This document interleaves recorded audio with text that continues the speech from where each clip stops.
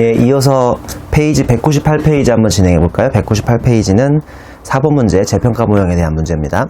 한국 핸드폰 제조는 조기에 한국채택 국제회계 기준을 조기 적용함에 따라서 유형자산에 대해서 재평가 모형을 사용해서 회계 처리하고 있고요. 세법상은 재평가 모형이 인정되지 않으며 당기는 제3기이고 설립일은 2012년 1월이다 라고 되어 있습니다. 자, 보면 회사는 2014년 1월 1일에 구축물을 1000만원에 취득하였으며 정액법으로 삼각한다. 신고 내용 연수는 10년이고 잔존 가치는 이제 없는 것으로 가정을 하고 있습니다. 2번을 보면 14년 말 공정 가치는 810만원이었으며 15년 말 공정 가치는 792만원이네요.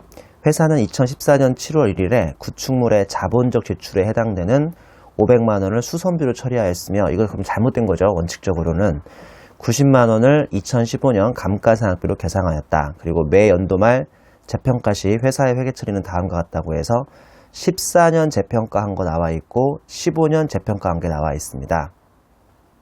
여기에 대한 이제 세무 조정을 해야 하는 거겠죠. 일단은 아시겠지만 기업회계에서는 재평가가 허용되는데 세법에서는 재평가 자체가 허용되지 않습니다. 그러다 보니까 재평가한 거에 대해서 부인을 해야죠. 지금 15년 말 세무 조정을 해야 하니까요. 일단은 재평가이익 72만원이고 꽃표시 보니까 구축물 재평가이익은 당기손익에 반영했다고 돼 있네요. 그래서 첫 번째 건 좀 쉽네요. 자, 2015 12월 31일에 재평가 시 입금불산입을 해야겠네요. 재평가이익 72만원이죠. 그리고 마이너스 유고. 지금 이 문제가 좀 독특한데요. 보다시피 재평가를 재미들 꽃표시에 당기손익에 반영했다고 했으니까 원래 기업회계를 제대로 따라갔으면 기타 포괄손익 누계액에 반영해야죠. 근데 이 문제는 특이하게 당기손익에 반영했으니까 이중조정을 할 필요가 없습니다. 기본적으로 기타 포괄손익 누계액에 반영하면 이중조정을 해줘야 돼요. 근데 이렇게 손익에 반영했으니까 72만원에 그냥 유보를 해버리면 되죠. 그리고 또 하나 이제 감가상각비에 대한 조정 한번 해볼까요? 감비 조정.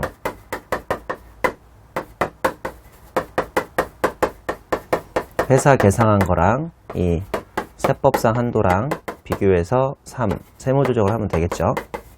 일단은 회사 계상한 것 좀 볼까요? 회사 계상한 거 보면 우리 동그라미 2번 2015년 12월 30일을 재평가한 거 있고요. 그 다음에 저기 2점 보면 90만원을 2015년 감가상각비로 계상했다고 돼 있죠.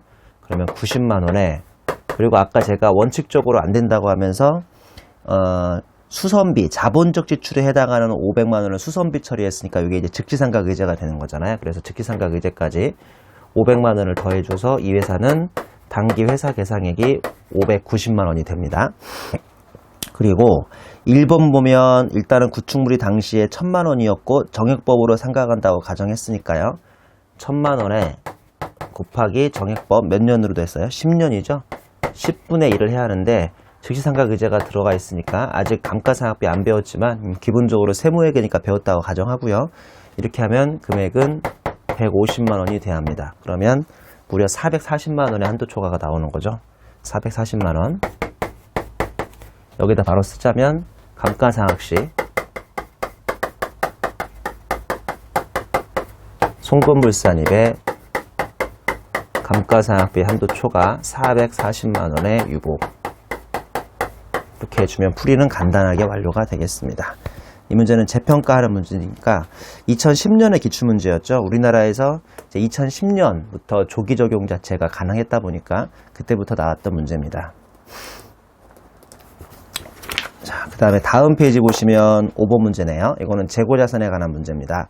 다음은 제조업을 영위하고 있는 주 대동의 8기와 9기의 사업연도의 법인세 신고를 위한 자료이다.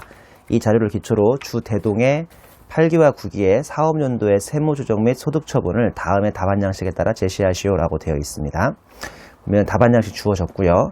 1번부터 쭉 문제가 나오죠. 회사는 전기까지 서비스업을 영위해오다가 8기에 제조업과 도매업을 겸용하게 되었으며 이로 인하여 8기 중 처음으로 재고자산을 보유하게 되었네요.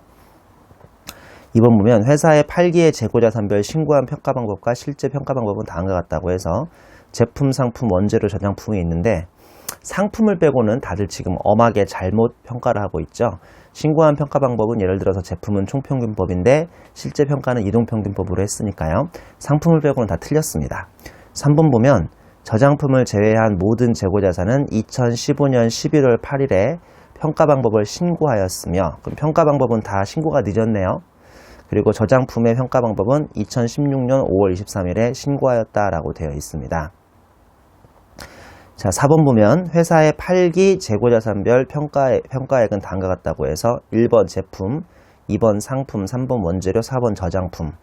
제품부터 보면요, 회사의 결산상 평가액은 2억인데 총평균법과 선입선출법에 의해 평가액은 각각 2억 3천하고 1억 9천이 되겠습니다. 이걸 이제 소위 임의변경이라고 하죠.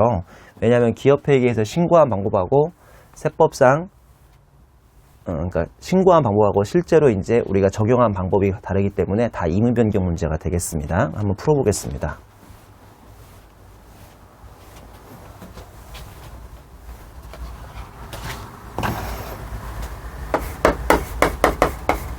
제품부터 풀어볼까요? 제품이 임의변경이죠.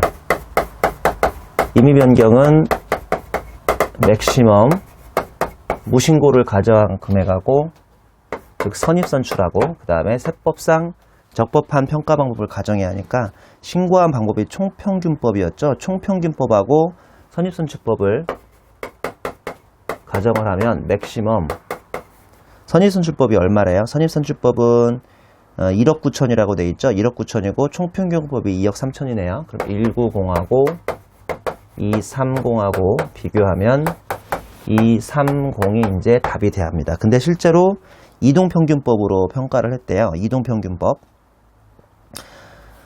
실제 평가 방법이 이동평균법이네요. 그게 지금 2억이라고 되어 있죠. 회사의 결산상 평가액은 2억이다. 그러면 문제는 입금산입을 해야겠네요. 입금산입에 제품 평가감이라고 해서 3천만 원의 유보를 해주면 되겠습니다. 그 다음에 2번 보면 상품은 결산상 평가액은 1억이고 선입선출법에 의한 평가액은 9천이군요. 그러면 요거 같은 경우는 지금 역시나 임의변경? 아니죠. 지금 이거는 상품의 경우는 결산상 평가액 1억이고 선입선출법 이건 문제가 없네요. 왜냐하면 둘 다 총평균법으로 일치하니까 상품은 건들 필요가 없고요. 3번의 원재료 보니까 회사의 결산서당 평가액은 5천이고 총평균법과 선입선출법에 의한 평가 방법은 각각 6천하고 4,500이죠. 지금 원재료는 신고한 방법은 총평균법인데 근데 지금 회사가 실제 평가를 후입선출로 했으니까 이것도 임의변경이 되겠네요. 원재료인가요? 역시나 임의변경에 해당하죠. 임의변경은 맥시멈으로 가야 하니까 맥시멈 회사의 선입선출법하고 실제 신고한 평가 방법인 총평균법 선입선출법으로 하면 4,500 그리고 총평균법으로 하면 6천인가요? 6천 둘 중에 큰 금액은 6천만원 실제로 평가한 방법은 후입선출법이고 이 금액이 5천이라고 했으니까 1,000원 올려줘야죠. 입금산입에 원재료 1,000 올려주고 유보해주면 되고요. 마지막으로 저장품입니다. 저장품은 회사의 결산서당 평가액은 3천이고 총평균법과 선입선출법에 의한 평가액은 각각 또 2,700하고 2,900이죠. 그러면 얘는 그냥 저장품 같은 경우는 아까 문제에서 2016년 5월 23일 신고했다고 했으니까 이게 지금 최초 신고죠. 최초 신고. 왜냐하면 7기까지는 서비스업을 영위하다가 8기에 제조업과 도매업을 겸용하면서 처음으로 재고자산을 보유하게 됐으니까 최초 신고죠. 최초 신고는 내년 3월 31일까지만 하면 됐었는데 얘는 2016년 5월 23일 날 신고했으니까 무신고가 됩니다. 무신고.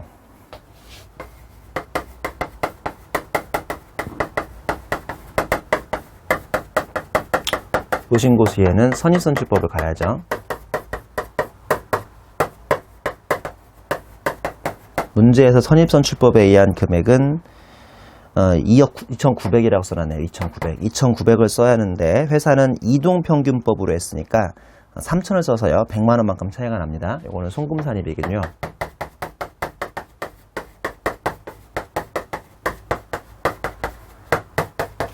마이너스 5를 해줍니다. 자, 다음 페이지 5번을 볼게요. 제9기말, 여기까지가 이제 2015년이었고요. 16년 제9기말 현재 재고자산은 신고한 평가 방법대로 모두 평가되었으며 관련 내용은 다음과 같다. 1번 제품. 9기말 제품 중 입고 후 6개월이 지난 진부화된 재고는 회사의 회계 정책에 따라 재고자산 평가 손실을 2천만 원을 계상하였다라고 되어 있죠. 일단은 그 전기에 대한 모든 반대 조정부터 해줍니다. 이거 반대 조정. 제가 노란색으로 할게요. 2016년은 송금산입. 이거에 대한 반대 조정 송금산입. 이거에 대한 반대 조정 입금산입. 일단 재고자산은 항상 이렇게 반대 조정을 다 해줘야죠. 그리고 지금 원가법 평가한 금액 있죠. 원가법 평가한 금액은 일단은 2천만 원 송금불산입. 송금불산입 하면 되고요. 그 다음에 동그라미 2번 상품 구기 중 발생한 화재로 인한 파손으로 정상적인 판매가 불가능한 금액 4,500만 원은 영업의 비용으로 계상하였다고 했으니까 요건 건들 필요가 없죠. 진부화된 것만 우리가 부인을 하시면 되겠습니다. 문제에서 진부화된 금액이 평가손실이 2천만 원이라고 했으니까 이 노란색 3개에다가 추가적으로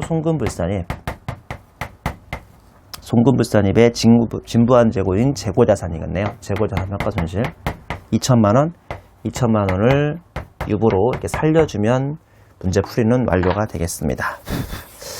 자, 여기까지 해서 5번 문제 완성됐고요. 우리 다음 페이지 보시면 핵심 정리 있으니까 핵심 정리로 한번 정확히 정리해 보시기 바라겠습니다. 계속해서 6번 문제 풀어보겠습니다. 6번 문제는 2005년 기출문제네요. 중소기업이고 의류 제조업 및 도매업을 영위하는 나다의 아래 자료를 이용하여 2015 사업연도의 재고자산에 관한 세무조정을 다음 양식에 따라 수행하시오라고 되어 있습니다. 자, 1번 회사는 전기까지 재고자산 평가를 위하여 후입선출법을 사용하였으나 단기부터 평가 방법을 총평균법으로 변경하기로 하고 관할 세무서에 2015년 11월 1일 변경 신고를 하였으며 기말 재고자산은 총평균법에 의해서 평가하였다. 늦었죠. 왜냐하면 이게 최초 신고, 앞문제는 최초 신고였는데 얘는 지금 변경 신고니까 9월 30일까지는 신고했어야 하는 거죠. 2번 보면 제품에 대하여는 진부화에 대비하여 평가충당금을 2천만 원을 계상하였고 재무상태표에는 평가충당금을 차감한 순액으로 기재되어 있다. 그러면 재고자산 평가충당금 2천만 원 잡혔다는 소리니까 요거부터 송금불산입을 해야겠네요. 재고자산은 파손부패가 아니라 원래 평가손실이 인정이 안 되니까요. 이거부터 일단은 부인을 하겠습니다.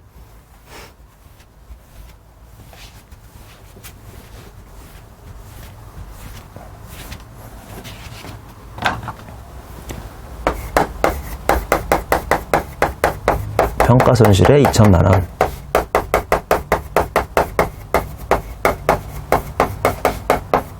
자, 그 다음에 두 번째.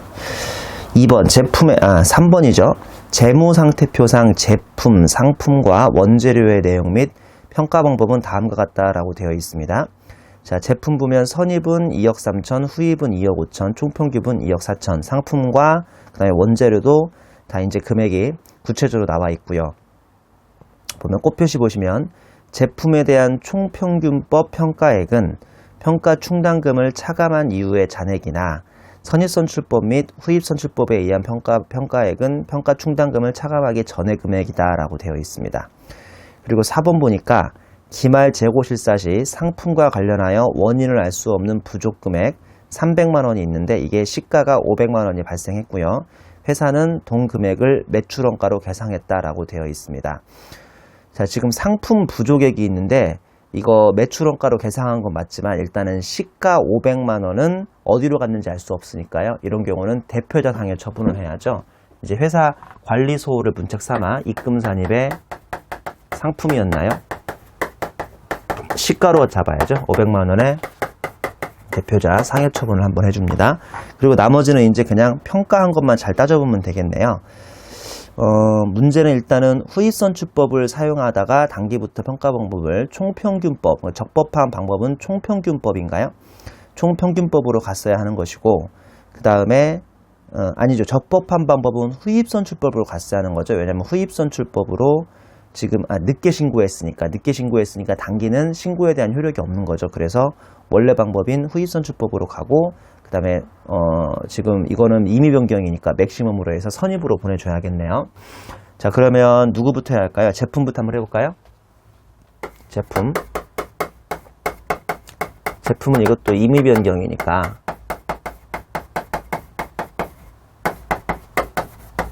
맥시멈 후입선출법과 선입선출법 중에 큰 금액. 후입으로 갔으면 얼마였어요? 250이죠? 250하고 230.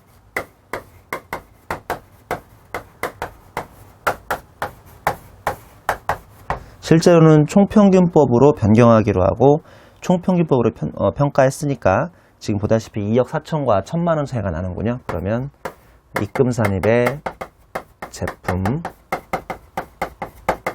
1천만 원에 유보해주면 되고요. 그 다음에 세 번째는 상품이네요. 상품도 역시 똑같이 임의 변경이죠.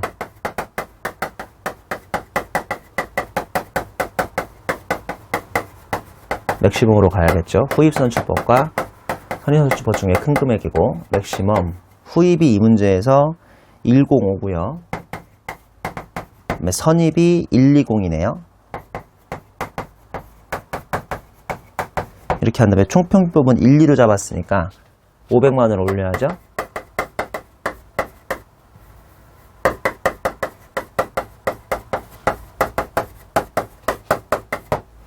마지막으로 4번. 4번은 원재료입니다. 원재료도 맥시멈으로 가니까 후입하고 선입선출법 중에 큰 금액이죠.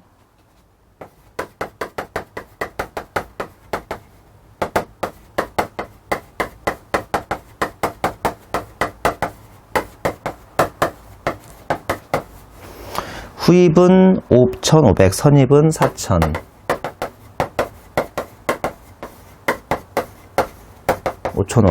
실제로 잡은 금액은 총평균법. 이것도 500을 올리면 되겠네요.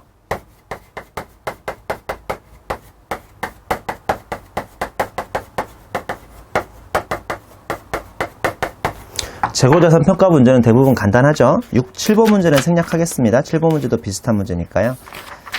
자, 우리 8번 문제로 갑니다. 211페이지 8번 문제 유가증권 문제입니다. 유가증권 문제도 과거의 기출문제들이 그렇게 어렵게 나오진 않았습니다.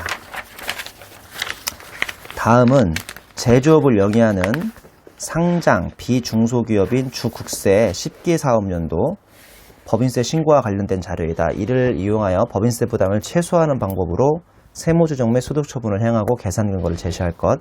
아래 예시된 답안 양식에 따라서 문항 순서대로 소득금액 조정 합계표를 작성하시오.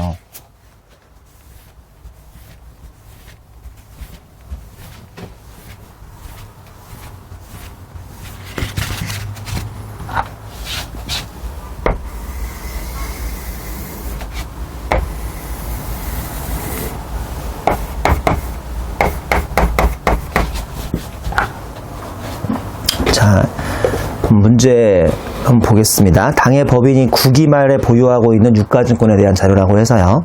단기 매매 금융자산 2014년에 취득했고 이동평균법 취득원가는 800만원, 9기 말 현재. 9기 말이면 전기 말이죠. 전기 말 현재 장부가액은 900만원.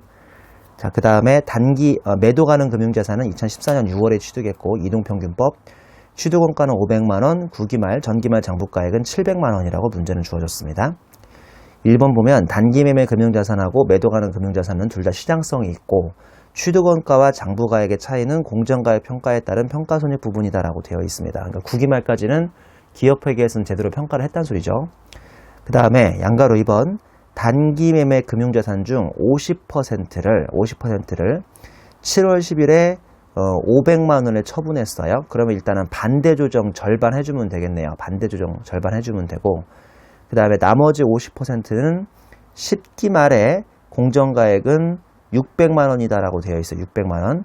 단기 매매 금융자산의 처분 및 평가와 관련하여 KIFRS에 따라서 적절하게 처리하였다라고 되어 있습니다. 기본적으로 그러면 전기 말에 뭐가 나왔겠어요? 전기 말에 평가 이익 나온 게 입금불산입이 나왔었겠죠? 그럼 그 입금불산입에 반대조정 50% 해줘야지니까 여기에 매도 가능 단기 매매였나요? 단기 매매를 일단은 50만원의 반대 조정에 유보를 해주고요. 또 평가손익이 있겠네요. 평가손익. 지금 9기 말 현재 600만원으로 평가가 됐죠. 600만원. 600만원 평가됐는데 기말 평가.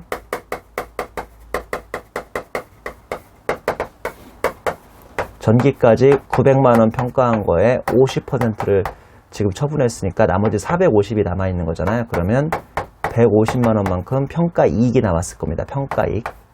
세법에서는 입금불산으로 또 없애줘야겠죠.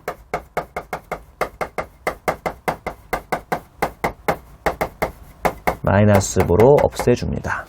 자, 그 다음에 계속 보면 3번에 매도 가능 금융자산 전부를 2015년 10월 20일에 600만원에 처분하고 KIFRS에 따라서 적절하게 회계 처리했으니까요.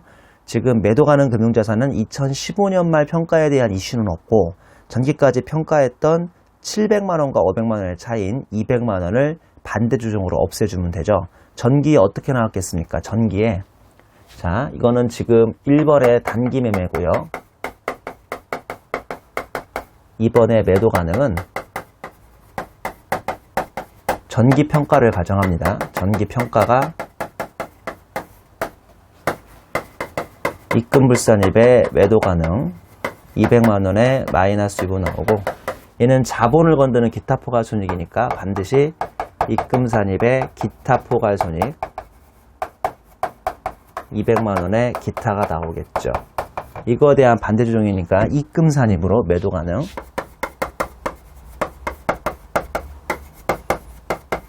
그 다음에 적어도 언제나 자본이 같이 쌍으로 없어지니까요. 기타 포괄손익.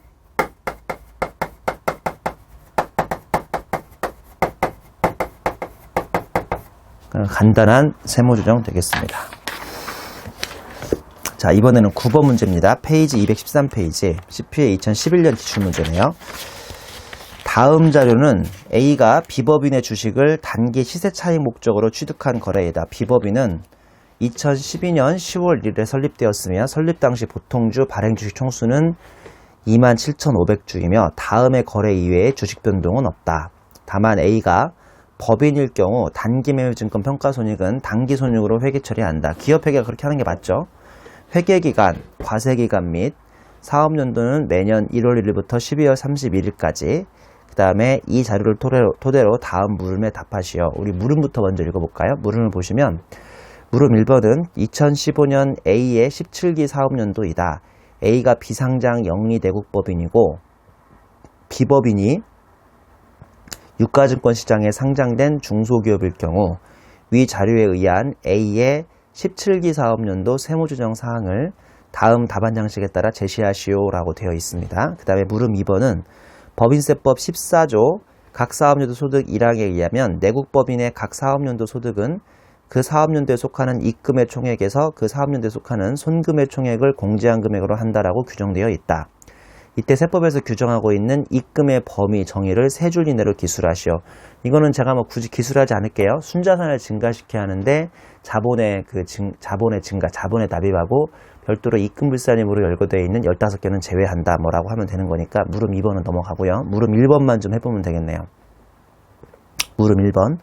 물음 1번은 저 위에 있겠죠. 2014년 거래 내역이 1번 자료에 있고 2번 자료에는 15년의 거래 내역이 있습니다. 그러니까 이 문제는 지금 15년 문제인데 아마 14년 문제에 대한 세무조정을 완성해야 15년의 반대조정이 나올 테니까 14년에 대한 세무조정부터 한번 접근을 해보겠습니다.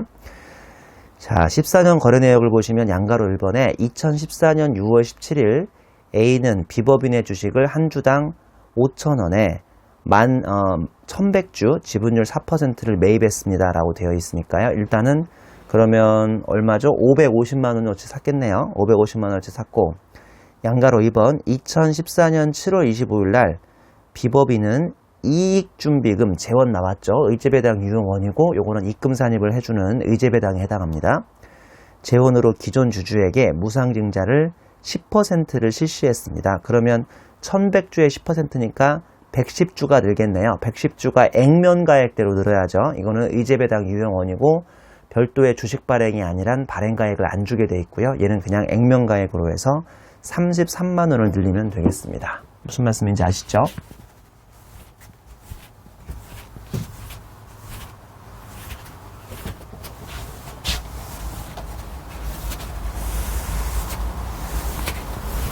전기세무조정 한번 해볼게요. 전기세무조정. 전기세무조정에 얘는 입금산입의 의제배당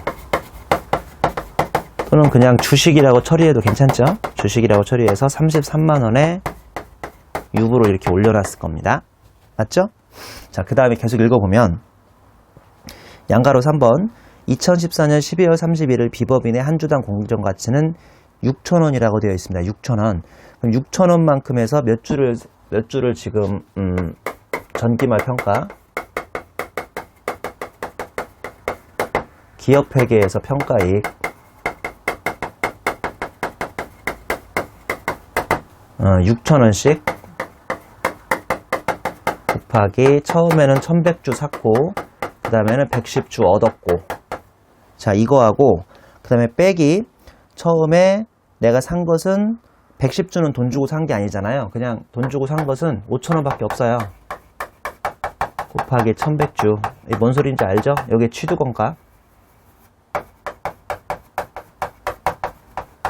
여기 기말 시가. 그럼 평가액이 얼마 나오냐면 평가액이 176만원 나오네요. 이거 작년에 뭐 했겠어요? 입금물산입 했겠죠? 평가액.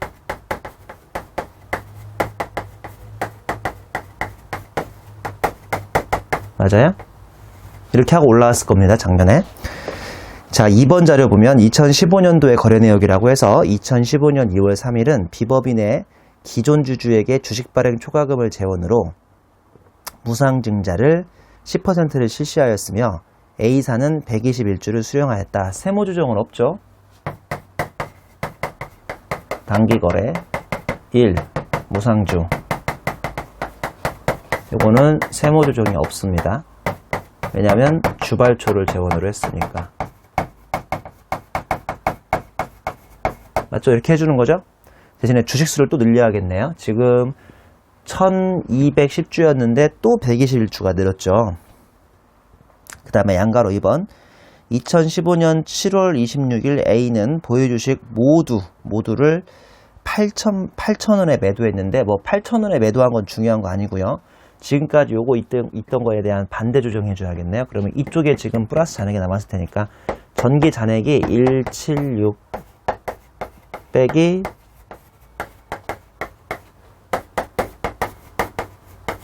이렇게 잔액이 남았을 거 아니에요. 1430이 남았을 테니까 이거에 대한 반대 조정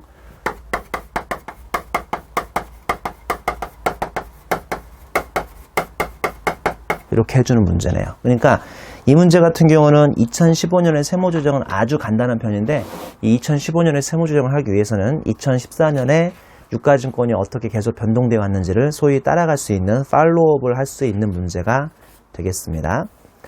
자, 이번에는 페이지 215페이지의 10번 문제, 유가증권 3번 문제입니다. 다음은 제조업을 영위하는 주한국의 7기 2015년 1월 1일 유가증권 평가와 관련된 자료이다. 이를 토대로 주한국의 유가증권 관련 세무조정을 다음 양식에 따라 작성하시오. 단, 전기까지의 세무조정은 적절한 것으로 가정하고 수익배당금의 입금물산입은 별도로 고려하지 않는 것으로 한다라고 해서 세무조정 양식은 주어졌습니다. 자, 이 문제는 또 지분법 문제인가 봐요.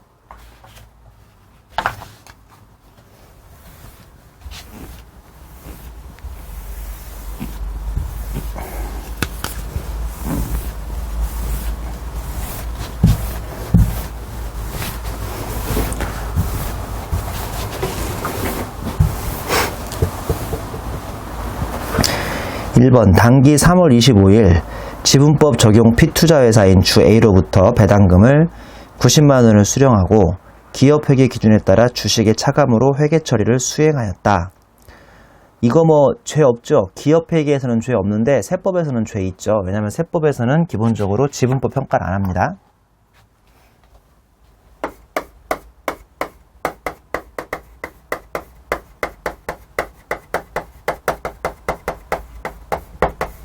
부인하죠.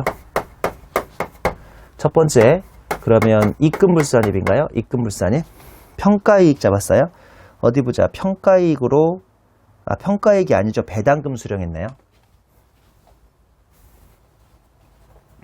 그럼 이렇게 될 거예요. 아마 기업회계에서는 현금으로 90만원, 여기는 투자 주식을 직접 차감하죠. 근데 세법에서는 현금 수령을 당연히 뭘로 잡아야 할까? 지분법 평가가 없으니까 이거 그냥 배당금 수익으로 잡아야 합니다. 세무조정은 입금산입이죠.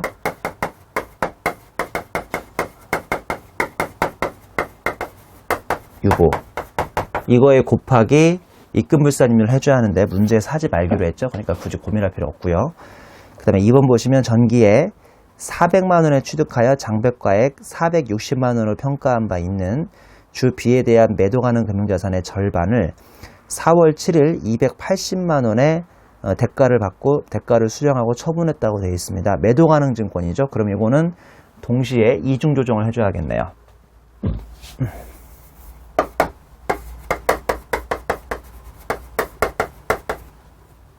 어디 전기에 뭐가 나왔냐면 입금불산입으로 유보 60만원 나왔겠구만. 그러면 이거는 입금산입, 매도 가능 증권 60만원의 유보, 그리고 엔드 입금불산입, 기타 포괄손익 60만원의 기타, 이중으로 조정해줘야죠. 그 다음에 3번 주 B의 매도 가능 증권이 기말에 시가가 320만원으로 상승하여 기업회계 기준에 의하여 시가평가를 수행하였다라고 되어 있습니다. 자, 주 B의 지금 매도 가능 증권 같은 경우는 기존에 단기의 절반을 처분했으니까요. 지금 남은 것은 460만원의 절반인 230만원이 남아있겠죠. 230만원을 또 90만원으로 올려놨으니까요. 이것도 입금불산입이죠. 3번에 기말평가, 얘는 처분이겠군요. 그러면 입금불산입 90만원의 마이너스 유보, 그리고 동시에 입금산입의 기타 포괄 90만원의 기타가 되겠습니다. 4번 지분법 적용 피투자회사인 주 A의 자본거래로 인하여 당기 12월 31일에 동주식에 대한 지분법 자본 변동을 200만원을 계상하고 이 금액을 지분법 적용 투자주식의 증가로 회계 처리했다라고 되어 있습니다. 자, 또 지분법이네요. 4번 지분법.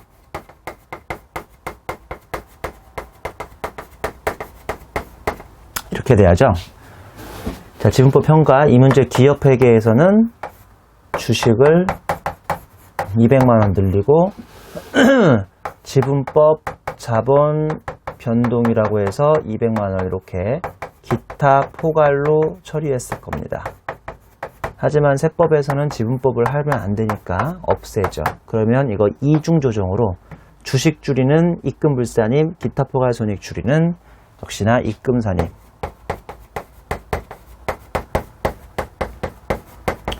지분법 주식 금액은 얼마예요? 200만원. 마이너스 유보, 엔드, 입금산입, 지분법 자본 변동, 기타. 처분하면 세무조정은 간략하게 끝나겠습니다. 그러니까 이 문제는 막 계산을 해서 푸는 문제라기보다는 지분법을 정확히 수험생들이 이해하고 있느냐를 물어본 그런 문제죠. 가장 기본적인 개념을 묻는 문제입니다. 자, 우리 다음에 외화자산 문제가 나오는데요. 외화자산 문제 두 문제 있는데 페이지 220페이지 문제, 220페이지 문제인 외화자산 부채 평가 CPA 기출문제 한번 12번 문제 풀어보겠습니다. 다음은 제조업을 영위하는 한라주의 12기 사업연도 자료이다. 다음에 외화자산 부채에 관련한 자료에 의하여 외화평가손익에 대한 세무조정을 하고 소득처분을 하시어 단 전기의 세무조정은 적정하게 처리된 것으로 가정한다 라고 되어 있고요. 그 다음에 전형적인 그냥 외화자산 부채를 기업회계에서는 손익으로 평가했는데 세법에서는 부인할 수 있는 그런 문제겠죠. 부인할 수 있는 문제. 물론 문제에서 국세청에다가 세법이 외화자산 평가를 그대로 인정하겠다고 신고했으면 인정이 되는데 아마 이렇게 문제가 장하게 나온 것은 평가하지 않았다는 뜻이겠죠. 평가해버리면 문제가 성립하지가 않으니까요. 자, 일단은 1번 보시면 전기말 유보금액입니다. 외화예금 이미 기업회계에서 평가해서 넘어온 것이 부인됐다는 뜻이고요. 첫 번째 외화예금, 두 번째 외화보증금. 그 다음에 2번 보시면 단기말 현재 외화자산 및 외화부채의 내역은 다음과 같다고 해서 외화예금, 외상매출금, 선급금은 원래 평가 안 하죠. 선급금은 평가 안 하고요. 대여금, 투자유가증권 굳이 평가할 필요 없고 외상매입금 평가해야 하고 선수금 평가할 필요 없고요. 단기차입금 평가해야 하고 장기차입금 평가해야 합니다.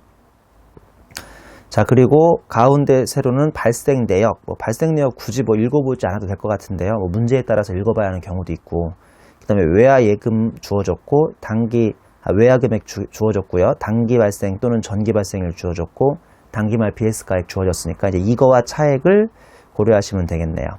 3번 외화예금은 전기사업연도 중에 향후 해외 출장 시 전도자금의 용도로 이용하기 위해서 예금한 것으로 예금 당시 환율로 평가된 금액이다. 외화예금은 그 당시 환율로 평가된 금액이라고 되어 있고요. 4번 보시면 해외 사무소의 임대차 계약이 단기 중 만료되어 임차보증금 USD 10만 불을 전액 회수하였으며 전기말 유보금액 500만 원은 보증금의 평가와 관련된 금액이다라고 되어 있는데요. 그럼 전기에 평가한 거 그냥 부인만 하시면 되겠네요. 유보금액 마이너스 유보로 저기 외화보증금이 있으니까 일단 반대쪽 해줍니다. 그 다음에 5번 보면 회사는 단기말 외화자산 부채에 대한 평가를 하지 않았으며 평가를 안 했다네요. 단기말 BS가액 자체가 이제 평가를 한 금액인 줄 알았는데 아직 평가를 안 했다고 그러고 단기말 현재의 매매 기준율은 1,100원, 1달러당 1,100원으로 가정합니다. 한마디로 나한테 평가를 해보라는 소리구만. 그쵸? 저게 지금 2번 자료에 있는 단기말 BS가액이 평가 안 한 금액이래요. 6번 보면 회사는 구기사업연도부터 외화자산 부채를 사업연도 종료일 현재 매매 기준으로 평가하는 방법을 적용하고자 관할 세무서장에게 신고한 바 있다. 자, 이거 신고한 바 있다고 되어 있으니까요. 그냥 신고한 금액, 평가의 평가손실을 잘 구해보시면 되겠습니다. 자, 근데 기업회계는 평가를 안 했죠, 오히려. 그러니까 기업회계에 지금 평가만 잘 해주면 되겠네요. 이 문제는 오히려 세법에서는 매매 기준으로 평가하겠다고 그러니까 신고를 했는데 기업회계에서 아직 평가를 안 했으니까 그러니까 기업회계에서의 평가를 결론적으로 한번 구해보라는 문제네요. 자, 일단은 문제 주어진 것처럼 4번 자료에서 전기 임차보증금을 회수했으니까 전기 임차보증금 500만 원만큼 반대로 좀 보태줍니다.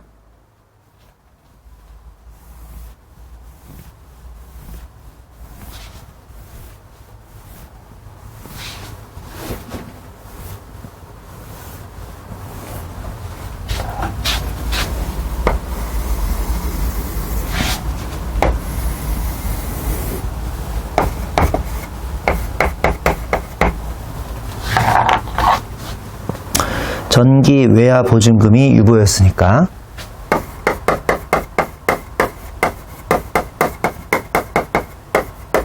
이렇게 마이너스 유보를 일단 없애주고요. 자, 그 다음에 이번에 외화 예금부터 볼까요? 외화 예금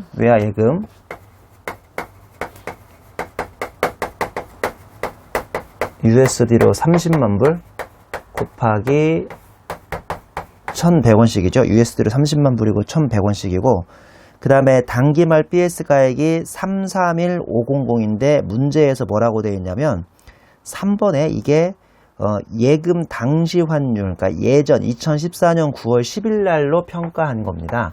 3315가 이렇게 평가되어 있지만 세법에서는 이미 그러니까 얼마를 더 부인했냐면 보다시피 외화 예금이 200만 원이 잡혀 있는데 기말 외화 평가액과 장부가액의 차익이 있으니까 이만큼 유보만큼을 더 고려해 줘야죠. 이게 과거에 있었으니까. 그러면 그 차익이 얼마 나오냐면 350만 원 나옵니다. 저기다가 쓰는 건 한 번에 쓸게요. 그 다음에 2번은 외상 매출금이죠. 외상 매출금은 지금 5만 불 있네요. 외상 매출금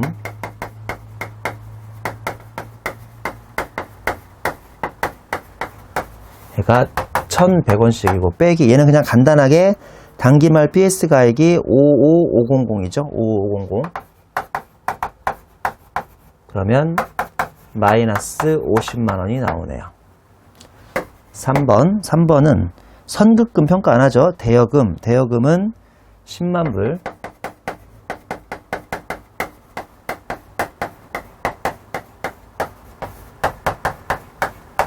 그리고 전기말에 지금 115 잡혀있죠.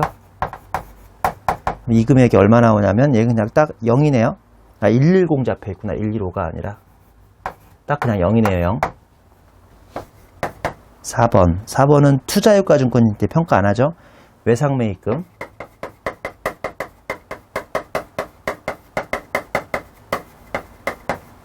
USD로 얼마냐면 5만불.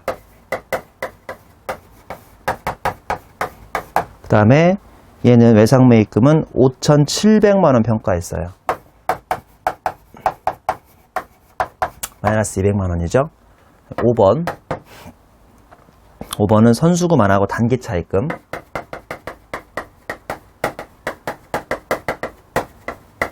USD로 2만. 그리고 단기말 BS 가액이 244. 마이너스 240만원. 6번 장기 차입금 금액이죠. USD로 12만.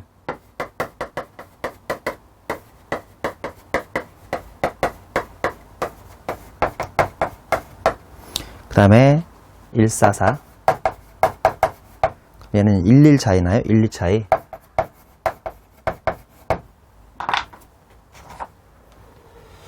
얘 평가 손실이네요. 얘도 평가 손실이네요. 얘는 없네요. 얘는 부채죠.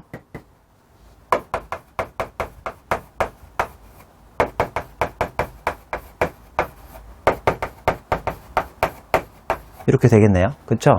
그러니까 평가 손실 2개에다가 평가 이익 3개예요. 그러면 지금 이 문제에서는 일단 기업 회계에서 평가를 안 했으니까 요 3개는 평가 이익으로, 그 다음에 요 2개는 평가 손실로.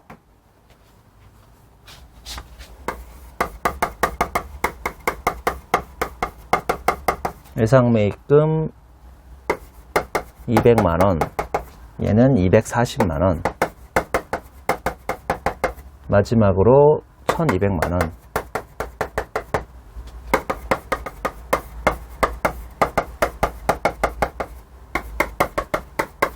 맞죠? 얘네들은 외상 매출, 외하예금, 외상 매출금, 금액은 50만원. 얘는 그리고 없네. 평가할 게 없네요. 대여금은. 외하예금부터 해야지. 50만원.